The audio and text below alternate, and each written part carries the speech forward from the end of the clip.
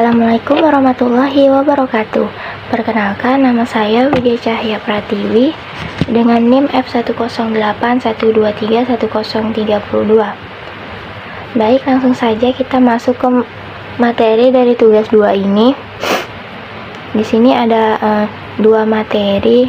Yang pertama, teori-teori belajar, dan yang kedua, karakteristik pembelajaran di sekolah dasar.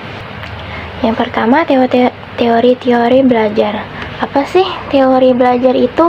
Jadi, teori belajar adalah suatu teori yang di dalamnya terdapat tata cara pengaplikasian kegiatan belajar mengajar antara guru dan siswa, perancangan metode pembelajaran yang akan dilaksanakan di kelas maupun di luar kelas. Apa aja sih teori-teori belajar? Teori belajar itu ada 4. Yang pertama, teori behavioristik. Yang kedua, teori kognitivisme. Yang ketiga, teori konstruktivisme. Dan yang terakhir, yang keempat, itu teori humanistik.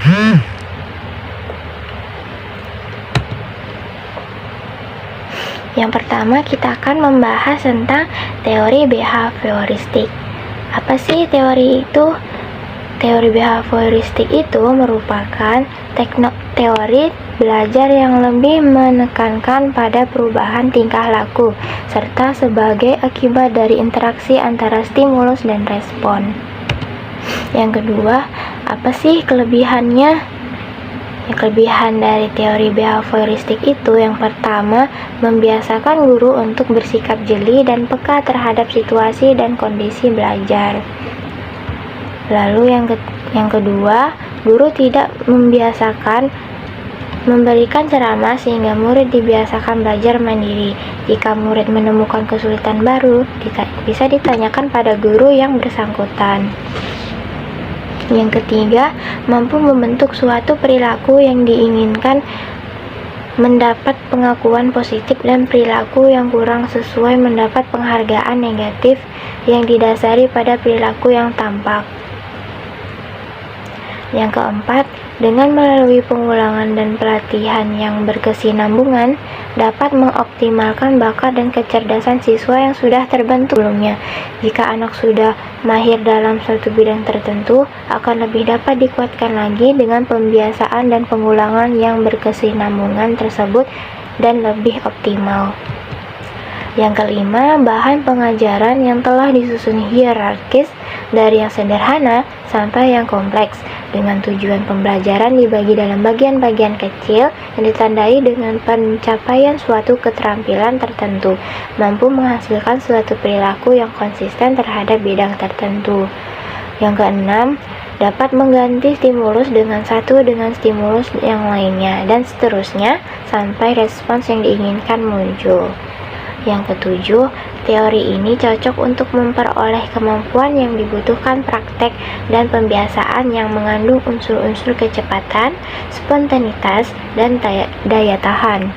Yang terakhir, yang ke-8, teori behavioristik juga cocok diterapkan untuk anak yang masih membutuhkan dominasi peran orang dewasa, suka mengulangi dan harus dibiasakan, suka meniru, dan suka dengan bentuk-bentuk penghargaan langsung.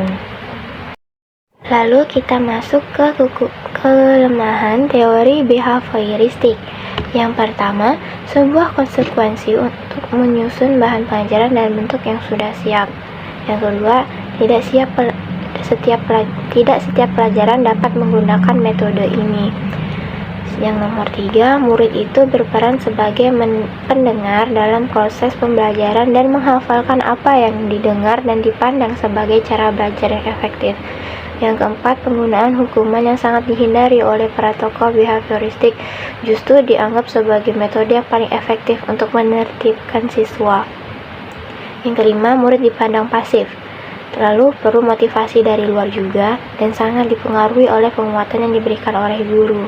Yang keenam, murid hanya mendengarkan dengan tertib penjelasan dari guru dan mendengarkan apa yang didengar dan dipandang sebagai cara belajar yang efektif, sehingga inisiatif siswa terhadap suatu permasalahan yang muncul secara temporer tidak bisa diselesaikan oleh siswa.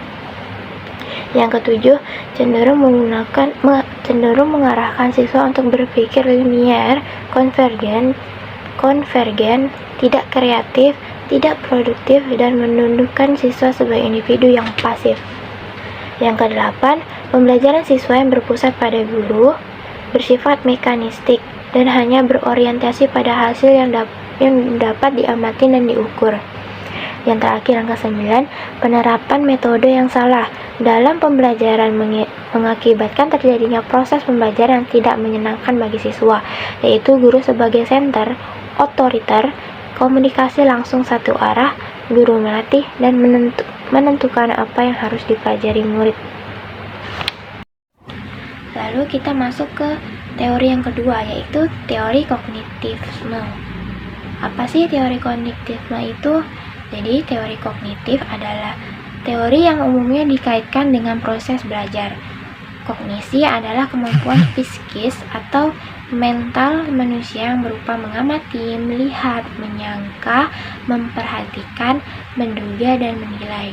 Dengan kata lain, kognisi menunjuk pada konsep tentang pengenalan.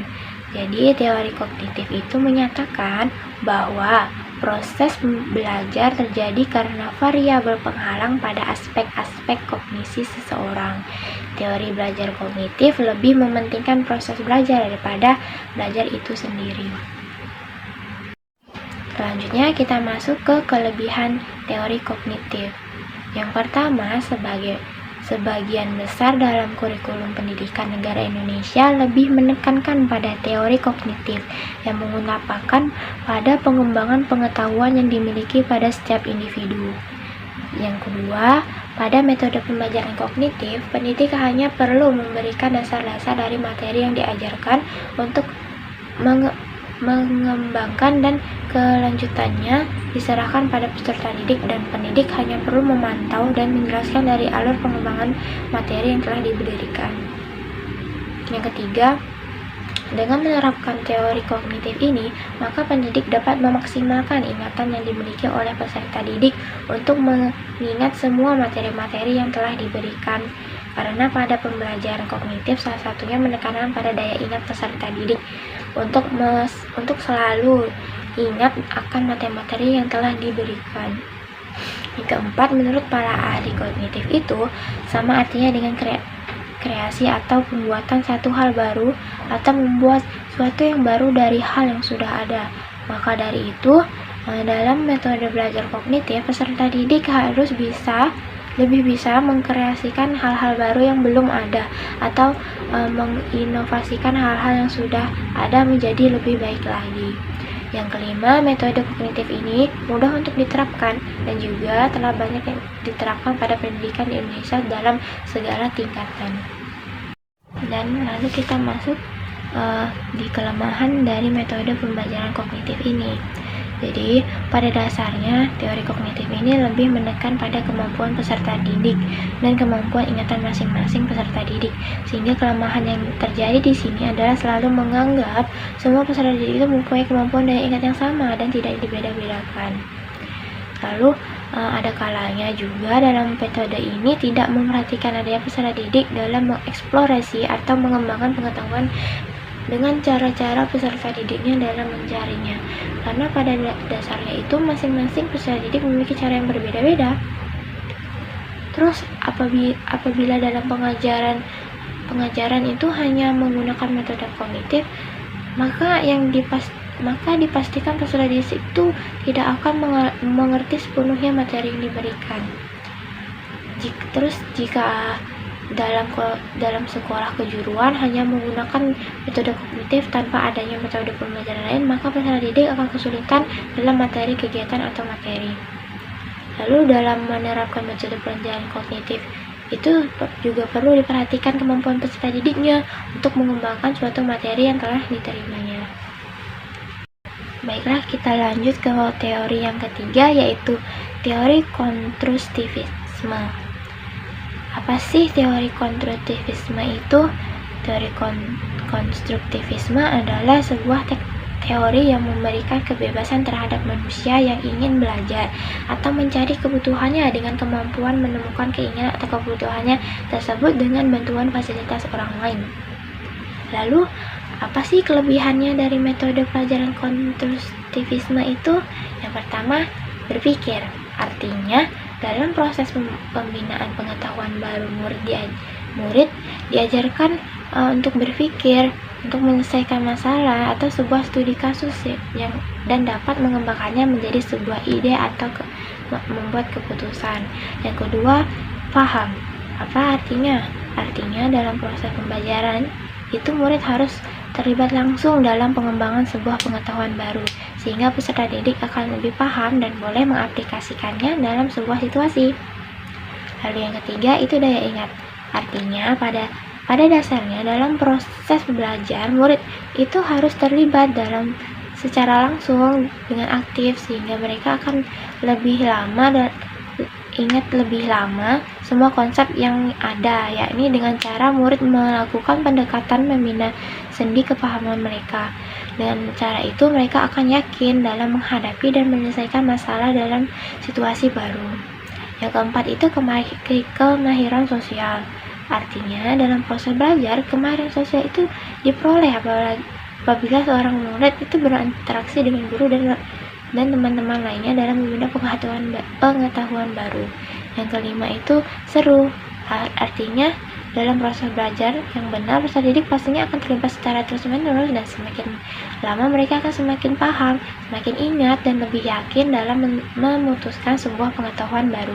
Jadi apabila peserta didik melakukan interaksi secara sehat dengan guru atau teman-temannya, mereka itu akan merasa lebih senang belajar dalam membina pengetahuan baru. Lalu di sini ada kelemahan dari teori belajar konstruktivisme itu apa sih? Nah, yang pertama, kondisi guru itu tidak memperhatikan muridnya secara keseluruhan. Misalnya tuh, guru tuh nggak pernah memberi kesempatan pada peserta didiknya untuk menyelesaikan suatu masalah atau berdiskusi, sehingga peserta didiknya hanya dapat belajar yang itu-itu saja. Jadi pola pikir peserta didik tuh tidak berkembang. Lalu yang kedua, tidak semua guru atau pendidik itu mempunyai karakter atau sifat yang sama. Jadi pada dasarnya guru itu hanya beri penjelasan aja dan pembelajaran, sehingga peserta didik dituntut untuk hanya memahami saja tanpa terlibat secara langsung dalam mengaplikasikan sebuah situasi baru. Yang ketiga, membahas tentang sifat seorang guru. Guru ini nih harusnya tidak berperan sebagai orang yang kaku dan harus ditakuti. Guru itu harusnya tuh berperan sebagai teman peserta didiknya, sehingga peserta didik tuh dapat berinteraksi dengan baik dalam membina pengetahuan baru. Yang keempat, sebenarnya pada dasarnya guru itu dijadikan sebuah panutan atau role model yang biasa kita kenal. Jadi bagi para peserta didiknya, guru itu tidak diwajibkan memberi contoh yang negatif pada peserta didiknya. Kadang itu tuh guru tuh punya sifat yang buruk, yaitu sering berkata kotor atau kasar pada peserta didiknya. Itu sangat dilarang dalam aturan etika seorang guru, karena apabila itu dihadapkan pada anak usia sekolah dasar, itu tidak pantas untuk dilakukan. Lalu yang terakhir itu yang kelima, apabila peserta didik tidak dilibatkan dalam pembelajaran praktik, maka daya ingat dan pengetahuan peserta didik tidak akan berkembang dengan baik. Dan apabila diberi materi baru, pasti materi sebelumnya pasti lupa. Lalu kita masuk ke teori keempat, yaitu teori humanistik. Apa sih teori humanistik itu? Teori humanistik itu adalah teori yang lebih abstrak dan lebih mendekati bidang kajian filsafat, teori kepribadian, dan psikoterapi daripada bidang kajian teori belajar yang lain.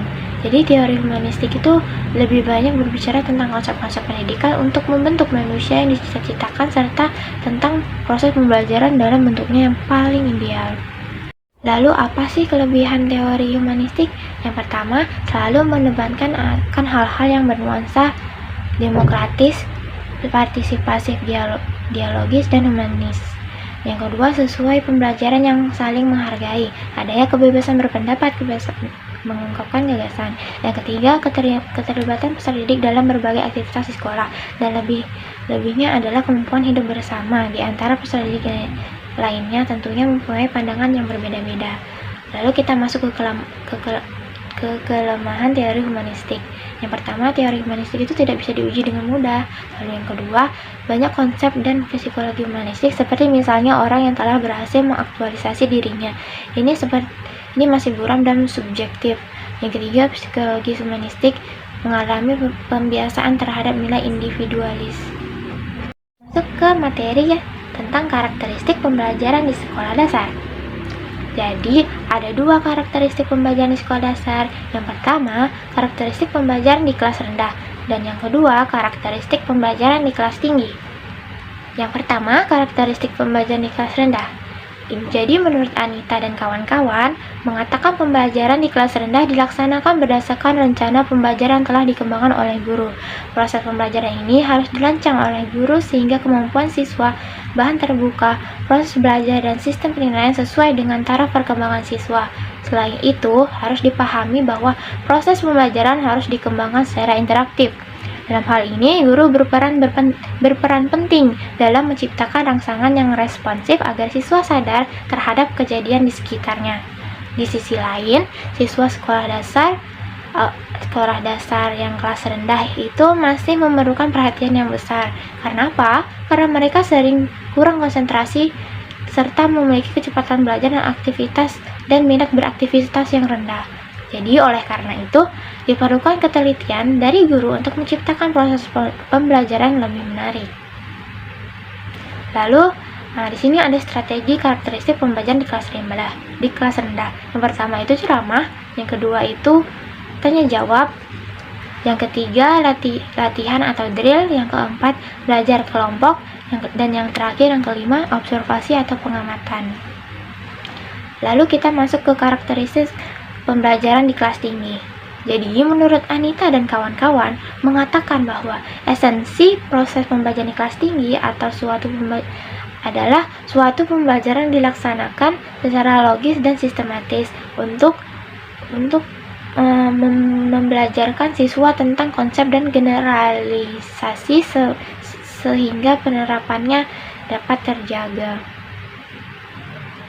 Lalu, ada strategi karakteristik pembelajaran di kelas tinggi. Yang pertama, ceramah. Yang kedua, tanya jawab. Yang ketiga, latihan atau drill. Yang keempat, belajar kelompok. Yang kelima, observasi atau pengamatan. Yang keenam, inquiry. Yang ketujuh, pemecahan masalah. Dan yang terakhir, yang kedelapan, discovery. Nah, itu saja pemaparan materi dari saya. Sekian penjelasannya. Jika saya ada salah kata, saya mohon maaf yang sebesar-besarnya. Saya pamit undur diri. Wassalamualaikum warahmatullahi wabarakatuh.